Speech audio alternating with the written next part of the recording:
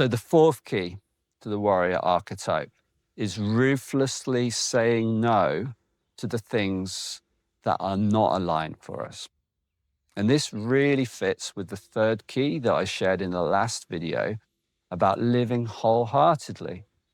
Because how can we live in a way where we're really wholehearted, where we really do what's important for us, if we can't first say no to all the little things that we don't actually want to be doing? So this is about setting clear boundaries. It's about setting boundaries with the people around us, about not falling into doing all those little things that we feel like we should do, but we know in our heart's heart actually aren't right for us.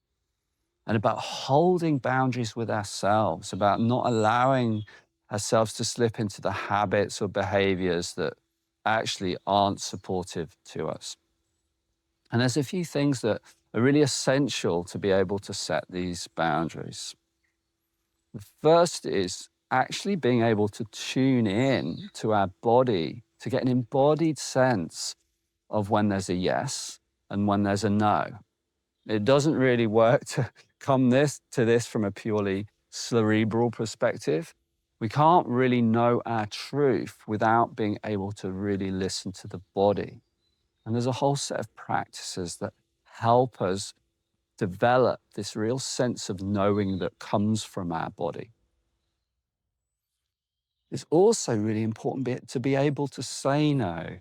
And many people aren't actually able to, particularly in situations where it's a little bit challenging or people have expectations.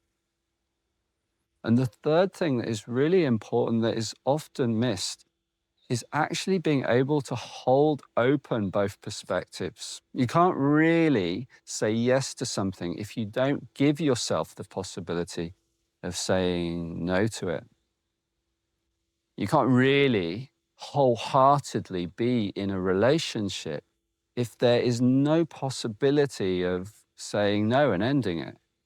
You can't wholeheartedly be in a career or a vocation if there isn't an option to do something else.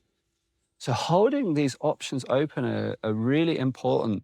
And there can often be an objection from the mind, from the ego, that if we allow ourselves all possibilities, then we might end up doing something that goes badly wrong, that we shouldn't do, or that doesn't fit with our ethics. But actually, there's something about allowing those possibilities that we start to see. Actually, when we listen to our heart, we can trust our heart over our mind. We can live by our heart. And each time we make a decision from that place and honor it and value it, when we really value ourselves, it builds something. And by practicing that, it builds the warrior archetype within us.